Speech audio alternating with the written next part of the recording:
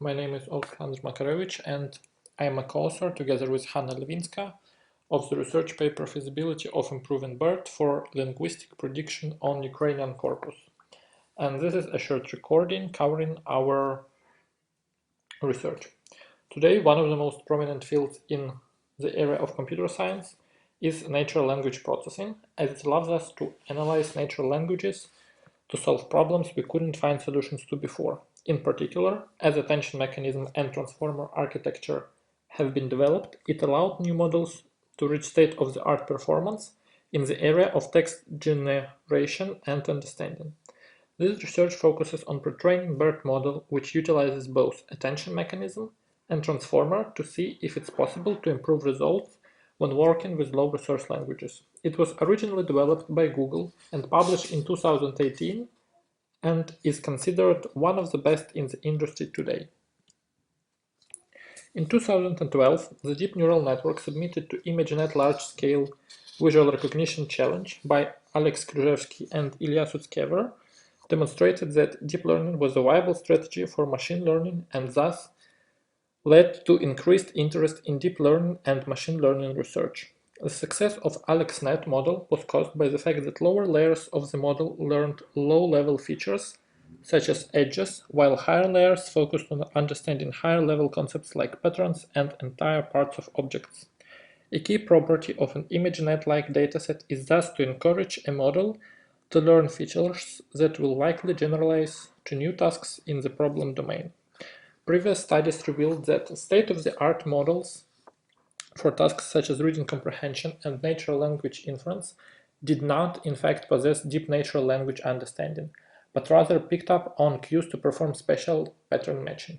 Attention mechanism is used to solve this problem and give the model the ability to understand language context better. Right now, I'd like to dive deeper into what attention is, explain transformer architecture, and move on to BERT model.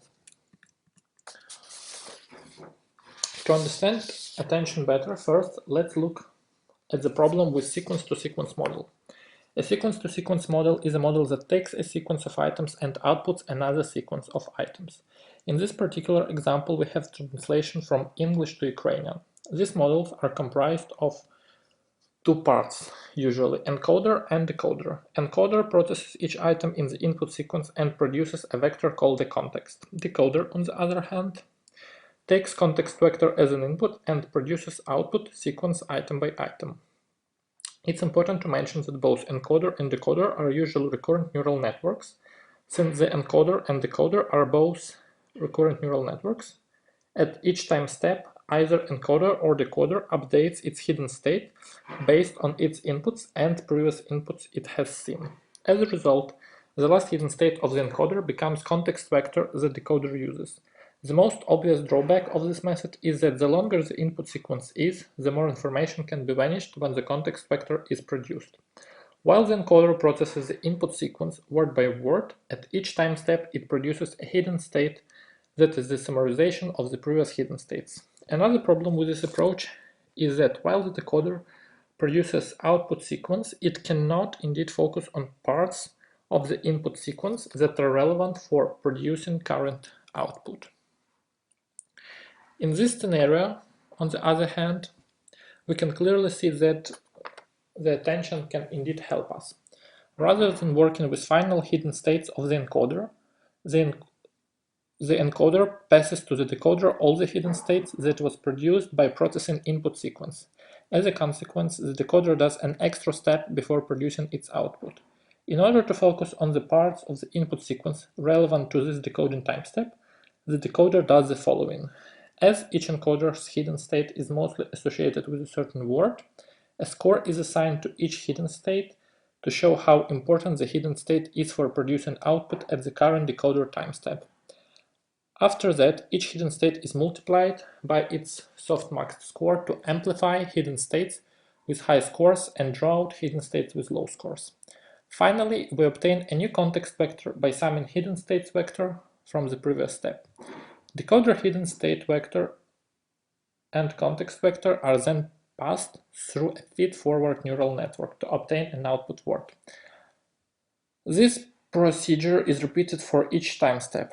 As a result, attention mechanism can dramatically improve the performance of sequence-to-sequence models.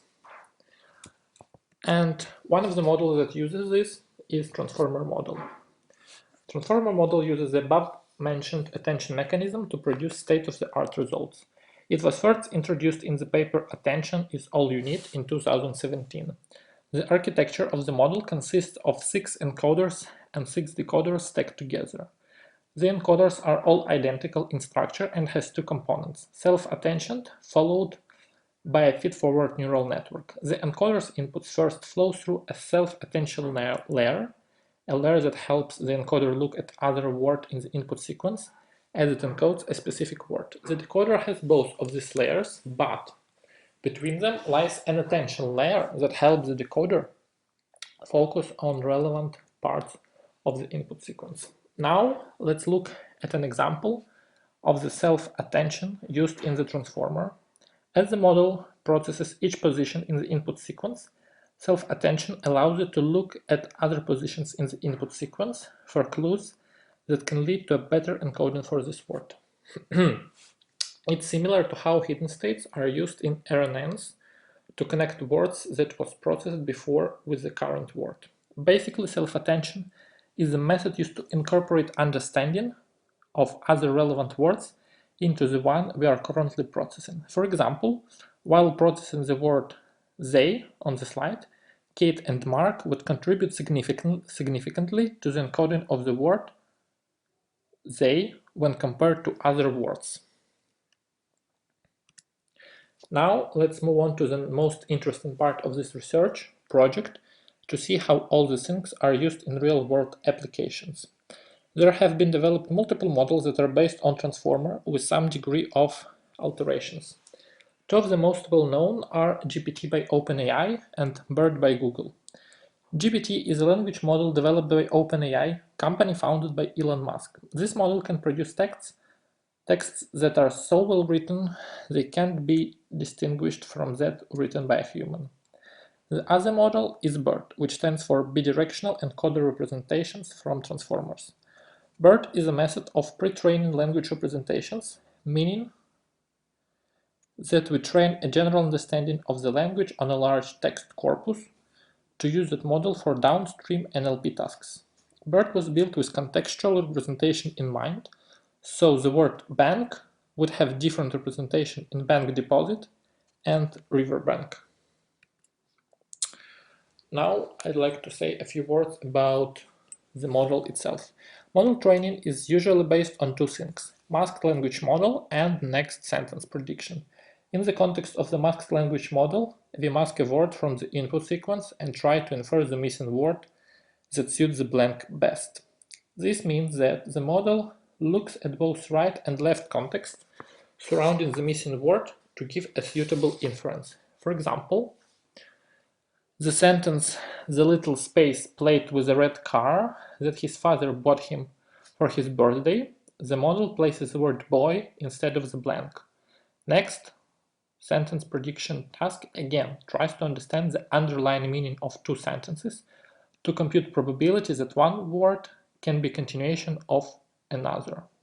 For example, if we take "it was really cold outside" as our first sentence, the model gives 93% probability that that's why they stayed at home and watched Netflix, and 15% probability for "the Earth is the 3rd planet from the Sun" as being the continuation for the first sentence. BERT is particularly interesting when compared to other state-of-the-art models because it was published in English and multilingual versions. Both models were trained on corpus derived from Wikipedia. Since Ukrainian is a low-resource language and Ukrainian Wikipedia does not indeed reflect the nature of the language, it raises a fair question regarding the performance of the model and how easy it would be to improve upon existing pre-training. Since generating a general-purpose corpus would take an unreasonable amount of time, it was decided to focus on a specific part of language and use it for this research. In particular, children's literature, including fairy tales, novels, and short stories. This segment of Ukrainian language is a perfect candidate to train the model on, since the child's vocabulary is not as big as that of an adult. What is more, children's literature usually follows similar patterns in its narration, which allows model to better understand the underlying meaning and produce better results. However, literature for children still possesses a significant part of the language context, so it would be a good candidate for training. For training of the model, more than 700 documents were handpicked and collected and cleaned and prepared for use in the model. The model was trained in Google Colab using one GPU and took about 8 hours to train on 4 epochs and decreased in model loss from 5 to nearly 1. The results, as we can see here, clearly suggest that even with a small corpus of 700 documents, BERT was able to learn the underlying meanings in a sentence and make better predictions in terms of masked language model. For example, in the first sentence, we can see that the model places a word mate instead of the blank, while the original model tries to put a comma. The next sentence prediction task, however, shows not so good results with almost the same performance as the original model. Even though the model shows a clear improvement compared to the original version, it definitely leaves room for improvement and future analysis. One of the possible ways to improve the model would be to increase the dataset size. Another option would be to experiment with different topics to see which one is trained better than others. What is more, all the punctuation can be removed from the texts on the cleaning stage, since the model often produces dot if the masked word was close towards the end of the sentence. As a conclusion, this research project shows that even with little resources, the performance of the model that was trained on Wikipedia text can be improved to later be used for other downstream tasks like classification, question answering, and reading comprehension. The authors of this research paper thank the committee for accepting the paper and hope to move on with their research more in depth in the future.